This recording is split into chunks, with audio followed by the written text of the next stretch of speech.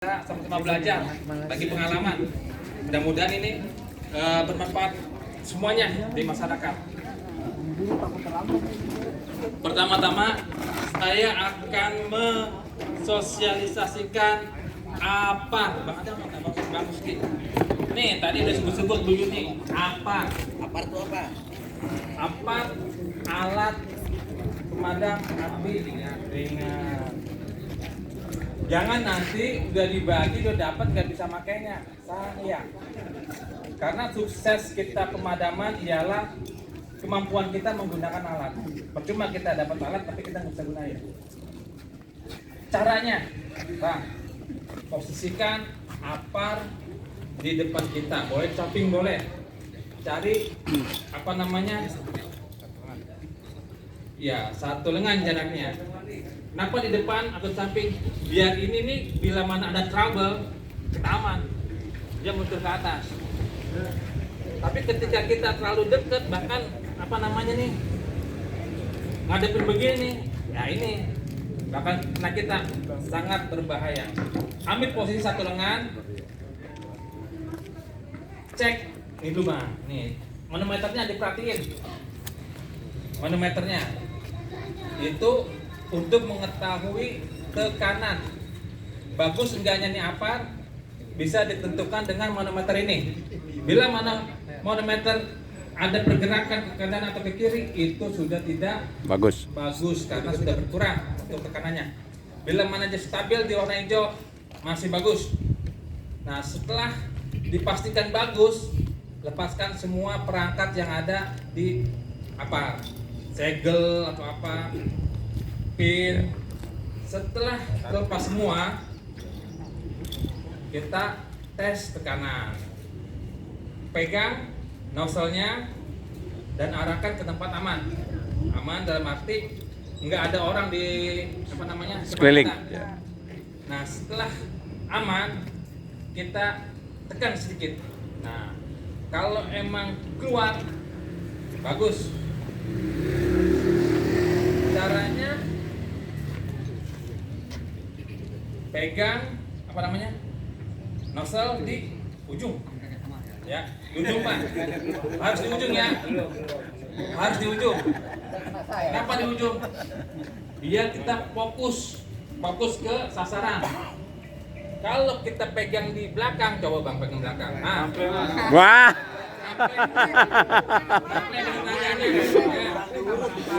itu ujung. Ya, metode. Nah, cara pemadamannya disapu dia ke kanan ke kiri.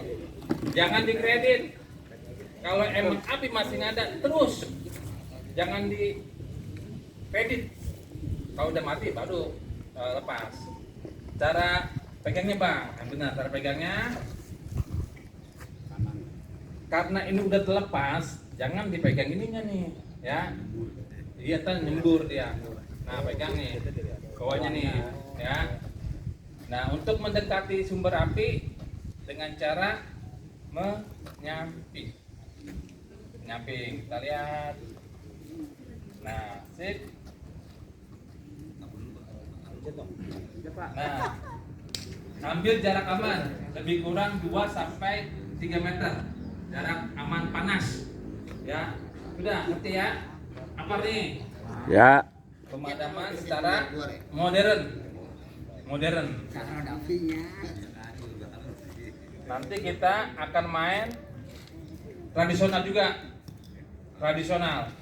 Jadi kalau emang kita nggak ada apapun yang di rumah kita bisa gunain. Salah satunya karung, spray, handuk. Nah, itu juga nggak sembarangan madaminnya. Ada Teknik. Caranya gimana Bang Adam? Caranya? Misalnya nggak ada Goni, anduk nih, ceritanya anduk nih ya. Ya, boleh. Apa aja Bu, pokoknya. Ya kalau Goni kan agak ribet ya. Nah, kalau dalam Goni kan di rumah adanya apa Bu? Anduk. Daster. Daster ada daster. Banyak, daster banyak. Daster banyak. Kita galon. Jangan segini doang Pak, jangan dalam nih. Buat lilin itu, buat lilin. Ya, spray ada spray. Ada. Ya, seandainya gitu. Oke. Oke. Karena kan susah Goni. Tapi juga karung goninya atau alat pemadaman tradisional ini yang pertama-tama harus dibasahin dulu. Kenapa dibasahin dulu? Supaya tidak nggak ikutan kebakar. Selain itu, karung atau kain-kain ini dia ada pori-porinya. Nah, fungsinya air tadi untuk menutupi si pori-porinya tersebut. Kalau ada pori-porinya masuk, tadi ada udara yang masuk. Kan tadi udah tuh, ada panas, ada bahan bakar dan ada udaranya. Nah, kalau pori-porinya tidak tertutup air, udaranya masuk, apinya nggak mati, percuma. Nah, caranya nih, yang pertama kita posisikan tangan seperti berdoa. Begini. Nah, jempol di atas. Nah, lalu kita ambil ujung paling panjang dari kain tersebut. Kalau kainnya persegi panjang, berarti di bagian lebar, bukan bagian panjangnya. Nah, ini kan persegi panjang nih. Berarti diambil bagian yang lebar. Nah, ini kan panjang nih. Nah, supaya apa? Supaya kita terlindungi dari atas sampai bawah. Dan juga api yang akan dipadamkan juga akan tertutupi dengan sempurna. Nah, caranya seperti berdoa, tangan jempol di atas. Kita masukkan ke bagian bawah ini. Nah, tangannya disisipkan ke bawah kain. Nah, terus seperti ini, jempol di atas, lalu jempolnya jepit. Lalu diangkat, lalu diputar ke dalam. Nah, sembari melindungi pergelangan tangan, siku, dan wajah. Kenapa wajah harus dilindungi? Nah, kalau kena api, ini nih hilang nih Bu nih. Bisa ngelihat tuyul dah tuh langsung. Ya. Nah, lalu kita menuju ke sumber yang terbakar dengan cara yang pertama, kita jalannya miring-miring kayak kepiting nih begini nih. Tuh, kalau apinya di kanan, ya nengok ke kanan. Kalau kiri-kiri jangan terbalik gini nih. Apa yang dilihat? Kita pocong-pocong gini. Nah, kan enggak kan? Nah, kita lindungi wajahnya. Coba. Kita maju perlahan-perlahan. Sedikit-sedikit majunya. Sambil dilihat arah anginnya. Kalau arah anginnya dari sana, berarti kan apinya ke sana tuh. Jangan dilawan. Jangan diikutin. Kita ikutin maksudnya, jangan dilawan. Kalau dilawan nanti apinya malah menjilat kepada yang akan memadamkan. Oke. Selanjutnya, kita mendekati, jangan dilongok, Pak. Jangan dilongok, tapi kita tutupin aja wajahnya. Kita tutupin, kita deketin nih. Kita pastikan si ujung kainnya itu menempel dulu. Supaya apa? Supaya kita tidak terjilat api. Yang kedua, kita selimuti. Nah, tuh, kita selimuti. Nah, setelah diselimuti, kita pastikan api tersebut padam. Kalau api sudah padam, permainan sudah selesai, biasanya keluar tuh yang warna putih. Nah, apaan tuh? Kalau permainan sudah selesai, keluar dah yang warna putih. Kita pastikan nih, kita rapetin. Ya, kita rilis, kita rapetin, kita pastikan si kain tersebut rapat dan menutup dengan sempurna. Lalu kita angkat lagi. Angkatnya masih sama seperti tadi. Bagian jempol di atas. Lalu ditutup. Nah, oke, Pak. Lalu kita mundur dengan perlahan sambil menutupi wajah kita lagi. Karena apa? Biasanya setelah melakukan pemadaman seperti ini, uapnya masih panas. Uapnya masih panas, bahkan kalau kita sundut lagi langsung nyala. Gitu. Ada yang mau coba? Kering dulu aja. Atau yang salah nih, yang salah, caranya yang salah. Oke, Pak, mesti caranya yang salah di sini, Pak. Panik boro-boro mikirin jempol. Nah, itu dia. Nah, biasanya kalau apinya udah gede kan panik nih. Nah, ini caranya yang salah kalau panik. Oke, Bang, cara yang salah, cara memadamkannya. Cara memadamkannya bukan diselimutin, tapi dilempar. Nah, tuh gitu tuh. Kira-kira kalau dilempar ketutup semua nggak nih?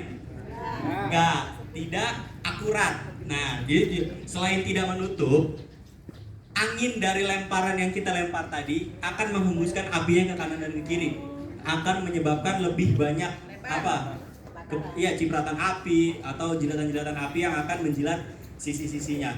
Makin banyak yang dibakar. Nah, kalau makin gede yang kebakar, kira-kira ibu berani nggak madamin?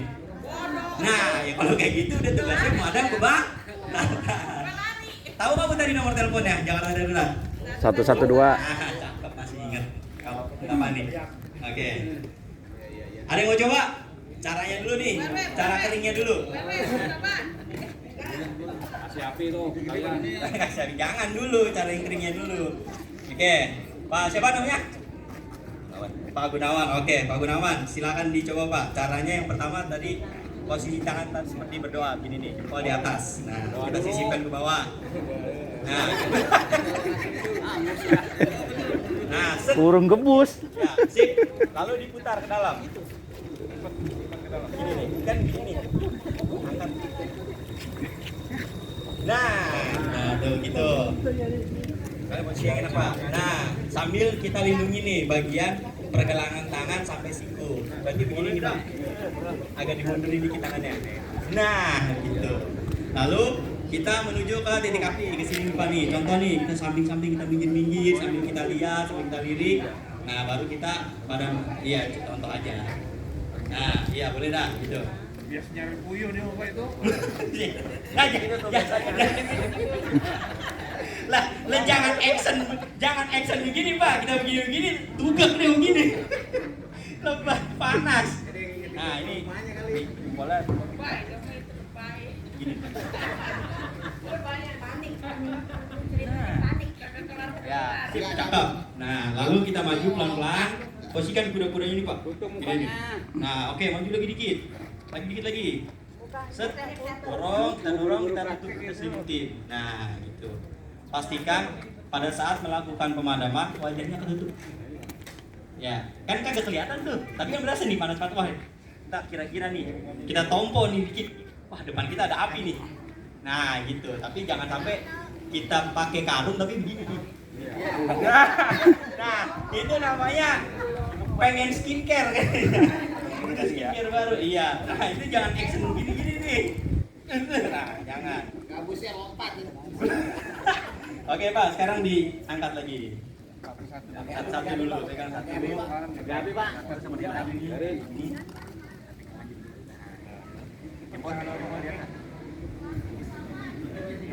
Ya, ini udah. Nah, ya set. Sambil tutupin wajahnya. Oke, mundur Pak pelan-pelan. Nah, gitu. Ya. Oke. Apa? Sudah paham caranya? Siap. Nah, sekarang apa nih? Gas. Nah, gas kalau bocor gimana, Bu? Kita coba nih. Ini Bang. Ya, boleh pasang aja, pasang. Nah, tadi kan sudah disinggung nih gas nih kalau terjadi kebocoran. Kalau terjadi kebocoran gas karena dia masanya itu padat, ada di bawah kan? Lalu udara di atas. Cara ngilangin gasnya di bawah gimana tuh, Bu? Ada yang tahu nggak? Ada yang tahu nggak nih kalau gas udah bocor nih di bawah nih ngumpul nih? Ya dikibas aja Bu, manual pakai apa gitu? Kan dasar kan panjang tuh. Ah gini. Kalau nggak, ya apa kayak ada kardus, ada geser nggak bisa tuh. Sambil dibuka ventilasi udaranya, ada pintu, ada jendela, tinggal dibuka. Karena apa? Gas itu akan terus ngumpul biasanya di bawah. Kalau kita iseng, kita pakai kipas angin listrik. Nah, si gulungan dinamonya ini kan dia puter tuh, ada percikan apinya. Nah, itu akan menyebabkan terjadinya penyalaan serentak atau flashover. Dia jadi meledak dah tuh bareng-bareng. Makanya kalau di berita ada berita kebakaran terjadi karena tabung gas meledak lah. Saya belum pernah lihat Ibu tabung gas ini meledak berantakan, belum pernah lihat saya. Hancur. Iya, belum pernah. Tapi yang terjadi adalah akumulasi gas dalam sebuah ruangan. Nah, maka dari itu apabila ibu-ibu nih atau bapaknya kalau lagi masak nih, masaknya lama. Biasanya kan gas-gas ini kan ditaruh di dalam kan kompor nih. Di bawahnya ada kotak tuh. Nah, di kolong. Gitu. Gas ini, Bu, saya sarankan ditempatkan di tempat yang mudah terlihat dan dijangkau. Nah, berarti apa? Kalau lagi masak, gasnya keluarin aja dikit. Supaya apa? Kalau terjadi kebocoran kita tahu. Ini gas ini bocor atau gas ini habis. Kan keluar bau tuh.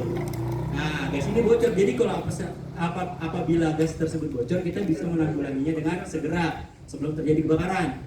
Nah, biasanya kan dikumpulin nih. Taruh dah tuh di kolong. Kira-kira kelihatan nggak? Enggak. Enggak. Tapi mudah dijangkau kan di bawah. Kalau gas ini di atas lemari, kira-kira kelihatan nggak Bu? Kelihatan kan, tapi bisa nggak dijangkau? Susah. Nah maka dari itu gas tersebut harus ditempatkan di tempat yang terlihat dan mudah dijangkau. Ya, jadi kalau saran saya, kalau lagi masak, biasa dikorein dikit, gitu supaya tadi terjadi kebocoran bisa langsung dicopot. Coba Bang, kita simulasiin bocornya dulu aja. Buka aja Bang. Nah, oke, coba dipasang lagi.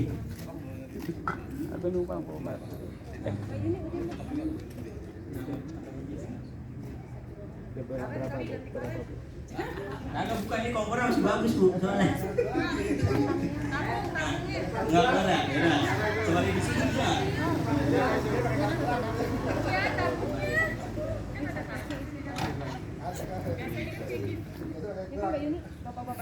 Nah, kalau begini kan kita panik nih Bu ya.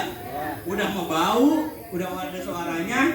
Kalau posisinya susah, kita juga makin panik nih, malah dikolong lagi gitu. Wah, elah susah banget Bu. Makanya dikeluarin dikit supaya kita bisa langsung menanggulanginya dengan cara apa? Kita cabut regulatornya. Oke, Bang Gusti, cabut regulatornya. Cabut ya langsung. Nah, langsung berhenti. Bau, gas itu pasti ada baunya.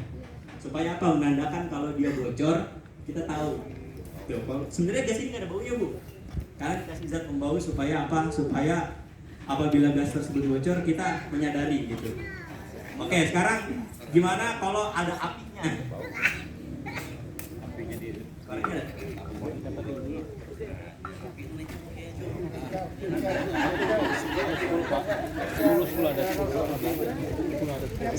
Bu Ibu, sampai sekarang masih ada nggak yang kagak berani masang tabung gas? Saya mau satu orang dah yang belum bisa masang tabung gas. Abis ini langsung berani masang tabung gas, saya yakin. Saya jamin dah pokoknya. Nah, nggak apa-apa dah ya, kita coba dulu. Cuma dapat tabung gas doang. Nah, pasang dulu. Nggak apa-apa, pasang dulu. Pokoknya Bu, meledak nggak? Enggak kan? Karena apa? Karena gasnya terus keluar. Nggak apa hangat? Nggak apa-apa Bu. Oke, Bu, sekarang cabut regulatornya Bu. Nah, mati nggak? Nah, iya, udah berani masuk gas? Nah, tepuk tangan dong. Oke, nah sekarang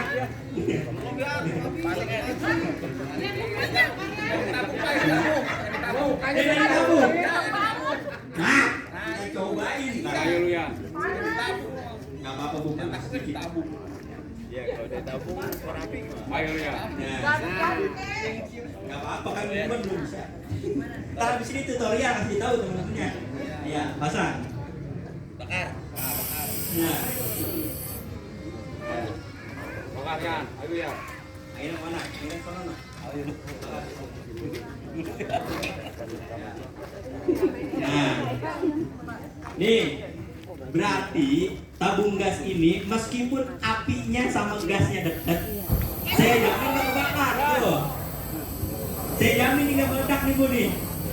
Nah, cara yang paling gampang adalah kita cabut aja langsung regulatornya.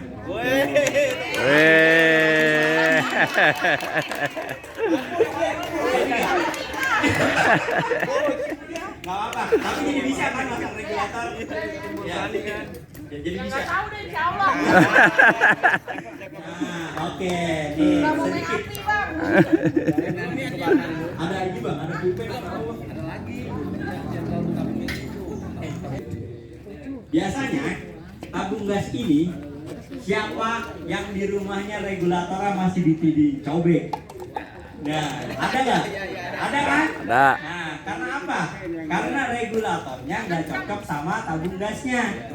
Nah, sekarang tabung gas sekarang ada dua model nih Bu nih. Biasanya yang lehernya pendek kayak gini nih, ini yang lama nih. Yang keluaran lama. Kalau yang sekarang keluaran baru pasti ini panjang nih. Agak tinggi. Karena apa? Untuk menyesuaikan regulator yang baru sekarang. Biasanya kalau yang masih pendek, pas kita buka di regulatornya masih keluar. panik kan, masih keluar nih, mana bau banget lagi. Ujungnya apa? Kita tuker. Nah sebetulnya bener juga, ada betulnya. Kita tukar sama yang baru. Tapi kalau yang baru masih bocor juga, berarti yang salah di mana? Karet. Di regulatornya. Bisa juga karetnya. Kadang-kadang karetnya udah getas, udah pada bolong. Nah, tapi karetnya udah ganti, regulatornya udah baru, tapi ininya masih kurang kencang nih, masih kudu ditindihin cobek. Nah, terus leher ininya dikaretin nih, ada yang leher ini dikaretin. Ada banyak. Banyak biasanya karena gas ini kan ini bahannya kuningan nih. Karena udah sering dipakai, sering udah diisi ulang, sering digonta-ganti sama orang lain, si bagian kuningannya ini udah mulai aus, udah mulai bopel-bopel. Nah, berarti salah sebetulnya gasnya. Tapi ada juga kadang-kadang ininya masih bagus, tabungnya masih bagus, masih baru, tapi tetap bocor juga. Berarti yang salah adalah regulatornya. Regulator. Jadi harus apa? Saya sarankan sih tetap penggantian regulator. Tapi karena Pak, masa sebulan sekali saya ganti regulator? Ganti regulator udah sampai sebulan sampai 2 kali, masa ya masih bocor juga? Berarti si tabungnya. Tapi kalau saya sarankan jangan dikaretin si bagian ininya. Karena apa? Karet ini kan rawan meleleh gitu. Ya bekas. Lawan meleleh, rawan putus juga. Jadi pada saat kita lagi asik-asik masak malah bocor. Nah itu dia. Saya sarankan sih untuk tidak menggunakan karet. Kalau bisa pada saat beli kita milih yang paling bagus pokoknya. Oke? Nah, lalu biasanya regulatornya udah dicopot tapi gasnya masih keluar. Itu bagaimana tuh, Pak? Biasanya nah, di tabung gas ini di dalam sininya ada pentilnya nih, ada valve-nya, ada nipelnya. Iya, teman. Pasti kita dengar dia masih keluar gitu. Berarti apa? Tabung ini kalau kita dengar seperti ada pasir di dalam nih. Karena di dalam ini karat, Bu. Nah, karat ini keluar bersama gas tadi yang akan menyebabkan si valve-nya ini atau si pentil ini tersumbat. Gasnya keluar terus tuh. Lalu cara menanggulangi seperti apa, Pak? Seperti ini. Kita tusuk aja langsung. Nah. Terus sampai dia Berhenti. bukan habis, kalau habis sayang Bu. Sampai dia nggak ada suaranya lagi, nggak terjadi kebocoran gitu. Jadi kita tekan aja, nggak apa-apa. Pakai pulpen. Kalau di dapur ada garpu, pakai garpu. Kalau ada sumpit, pakai sumpit. Terserah dah. Pokoknya yang penting bisa untuk pakai. Kagak muat Bu, pakai duit. Ada ya. Nah, kita tekan aja gini nih. Tuh, kalau masih bocor juga, saya pernah melakukan tuh sama Pak Adi Sudrajat malam-malam. Gas 12 kilo nih, masih baru, dia nggak bisa dibuka, ininya udah rusak. Si tabungnya ini, jadi saya pencetnya terus sampai habis. Gitu. Iya, sebenarnya sih sekali diginin biasanya dia akan bersih sendiri. Nah, gitu. Udah paham, Bu? Ah, Kita lanjut ke mana? Apar. ya. Kan biasanya kan kalau kebakaran itu kadang-kadang jadi keluar tuh api tuh dari situ tuh, Pak. Dari mana? Dari sini? Ah, iya. Dari sini, oke. Penanggulangan gimana tuh, Pak? Coba. Penanggulangan gimana? Mau coba nggak? Gas jalannya tendang. Nggak apa-apa. Biasanya kalau keluar dari sini apinya kecil. Kalaupun apinya gede, kita nggak apa-apa. Kita bawa keluar aja. Kita bawa keluar aja. Karena apa? Kalau apinya mati, gasnya akan terurai. Justru malah makin lebar gasnya. Ntar ada orang motor lewat. Kalau di luar ya kan, ntar ada orang nyundut rokok. Nah itu malah makin bahaya. Justru kalau saya kan saya orangnya rada ekstrim dikit nih. Gasnya bocor, saya sundut. Karena apa? Supaya gas yang bocor tadi langsung terbakar. Jadi dia sempat terurai. Jadi tidak membahayakan lingkungan sekitar. Ini kan kayak gini kan tanah lapang nih. Jadi langsung kebakar aja gitu, gasnya langsung habis. Itu paling gasnya sininya jadi keringetan nih, jadi dingin. Ya kan? Tapi nggak meledak ya? Nggak meledak. Insya Allah nggak meledak. Saya karena gas ini biasanya diuji tera setiap 3 tahun sekali. Dia ditekan nih, terus ditekan sampai si tabung gasnya ini mugar, terpincup lagi. Nah itu berarti uji kebocoran biasanya. Itu. Ada lagi yang bertanya kan? Kayak itu dimiringin doang. Hah? Itu mobil ya? Nggak usah. Pak RW, Pak RW. Sini bapak sini kak. Nah, gitu. Gimana? Nih, misalkan ini adalah satu kesatuan gas gitu, terus kita bocor gini kan. Terus-terusan nih. Iya, langsung dari sini. Jadi kalau ini ngejos terus, berarti pentil ini udah tidak normal. Udah rapi. Coba keluarin apinya situ. Nah, ini kita seolah-olah aja nih ya, bahwa si regulator dan gas ini adalah satu kesatuan. Jadi si ini adalah sebagai nepelnya, kan sama aja nih Pak nih. Kita buka berarti kan sama-sama keluar nih. Nah, oke Bang, sudut isi Pak. Mohon maaf Pak. Ini agak kencang nih. Geser dikit. Nah, misalnya nih. Oh, panik nih. Takutnya meledak. Kagak meledak Pak, kita sumpel aja gini nih. Wih. Wih.